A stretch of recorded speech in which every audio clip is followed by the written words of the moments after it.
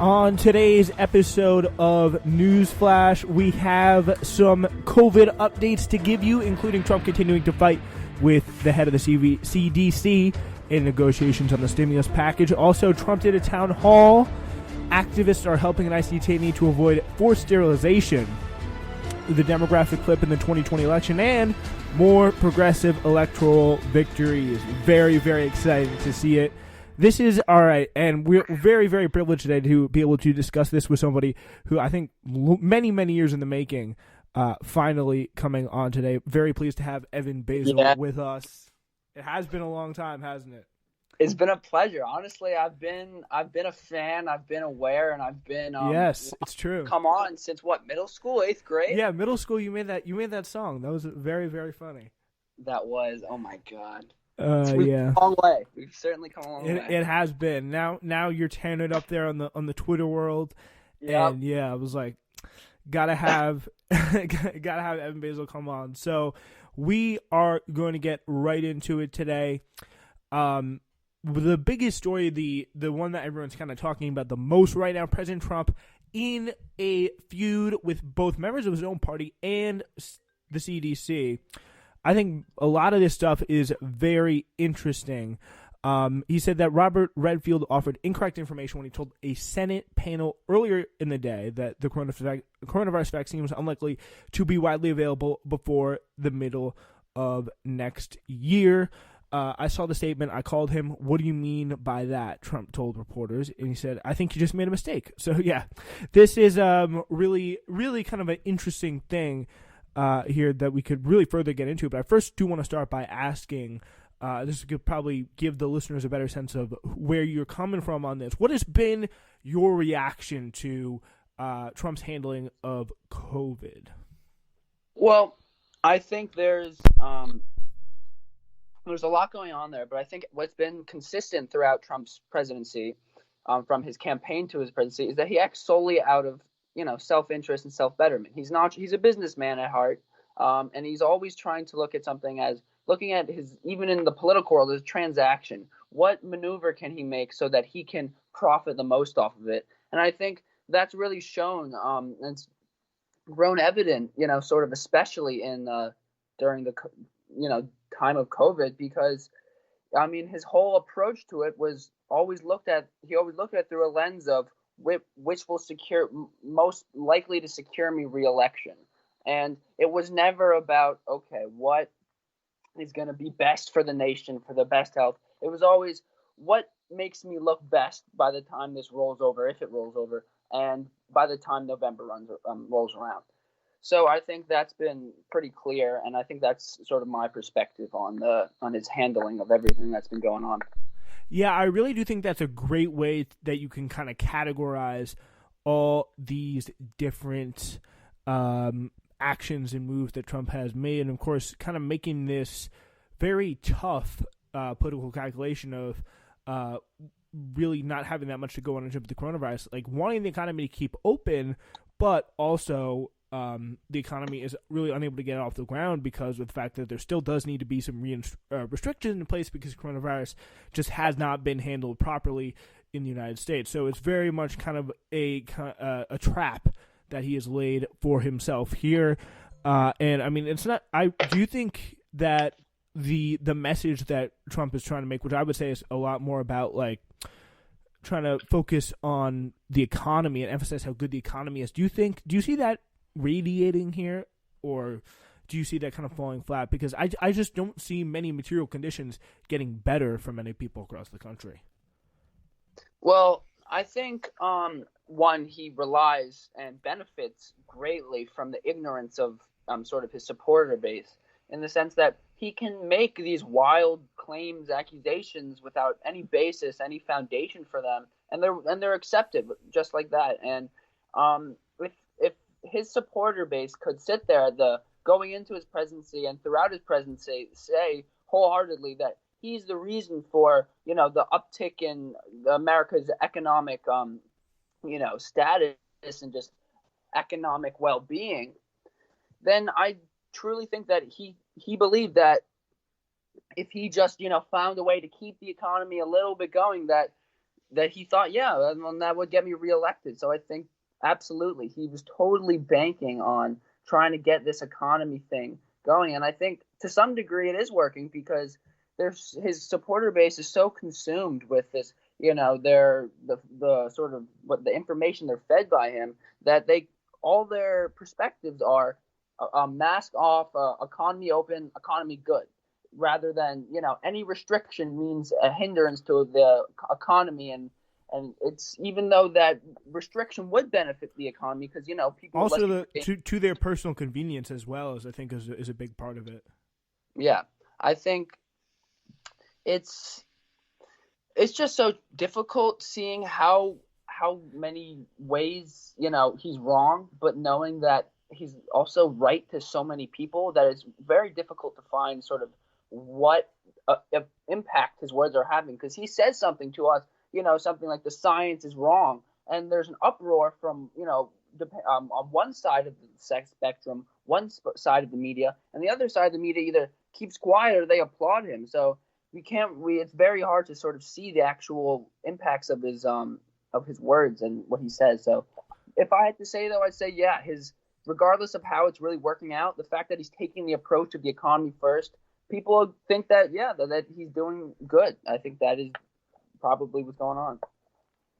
Yeah, I mean, it feels like it's a 1984 scenario sometimes. Like, there was this great little, like, kind of screenshot, I believe, from an article of The Economist, that was just, like, people going into, like, working class areas and, like, interviewing these people, which, I mean, I don't really, I'm not necessarily that comfortable with. I think it's, like, it's most of the time it's very, very weird, but, like, talking to this guy who's a Trump supporter, it's really kind of crazy to see. He was like, oh yeah, well, I mean, he built the wall, like he rescued the economy, like we're doing great now, everything's going back up.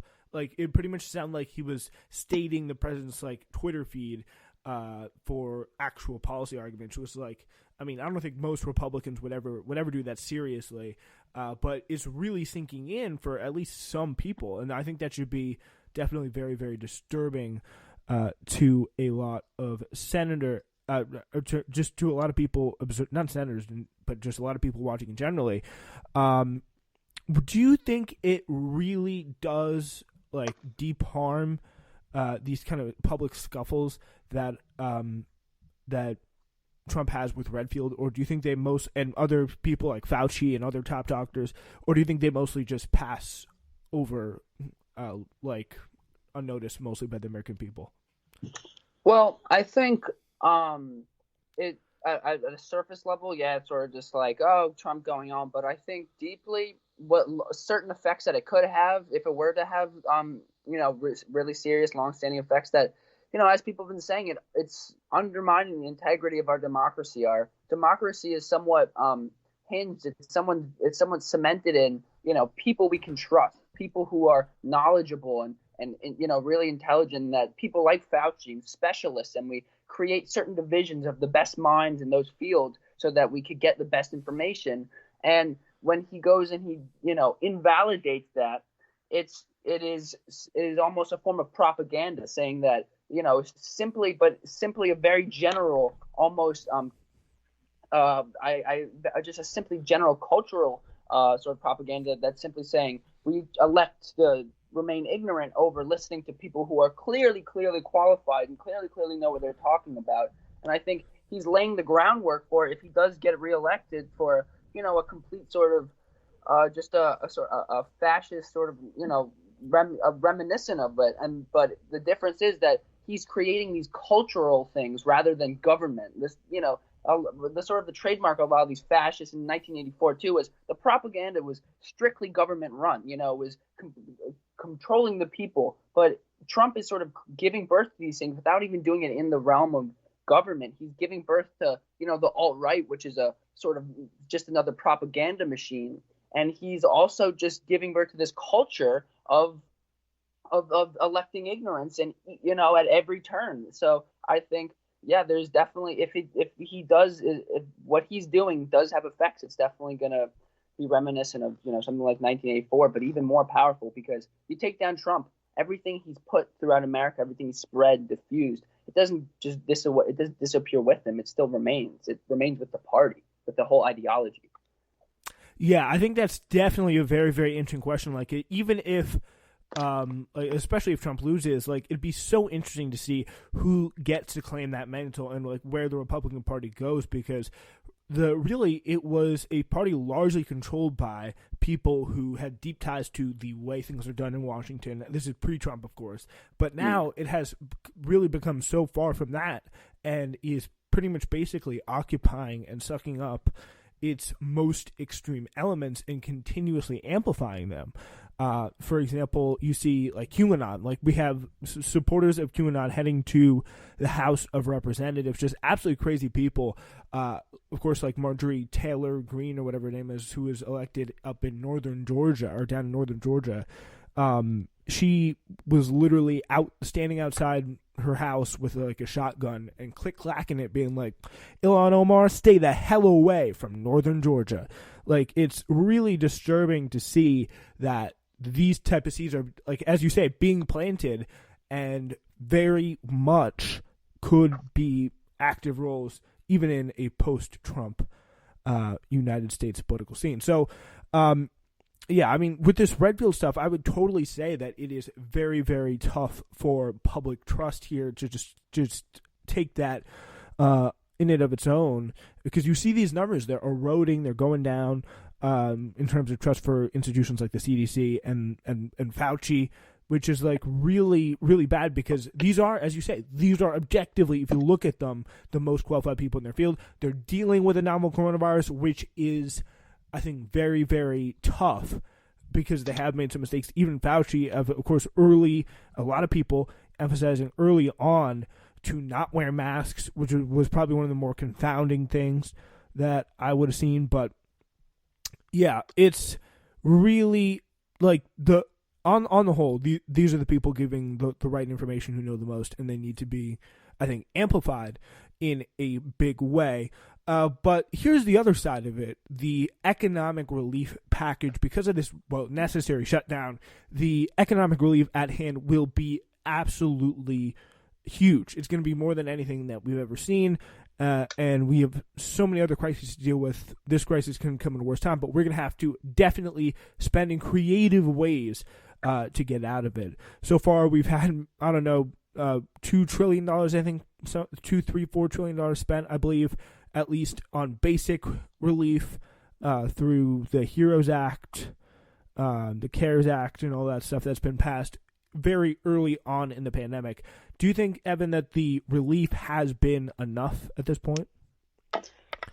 I don't think that. I think not only has it not been enough, but it's been completely just done wrong. That this idea that I haven't looked too much into it, so I'm speaking from a pretty basic understanding here. But you know, the what were they called, the little packages everyone got of upwards of a grand. It's just, I can't see how we're going to create effective relief by, giving individuals actual tangible dollars. We need to set up systems. We need to set up, actual relief, causes. We need to pump money into, to places, things like the Red Cross or something like that that has the purpose of, getting people through difficult times, rather than trying to say, giving everybody a little bit and say, all right, go try to survive for the next, 6 months until we can send some more money out your way. It's not gonna, it's sort of just, it's almost counterproductive. And it's sad because it's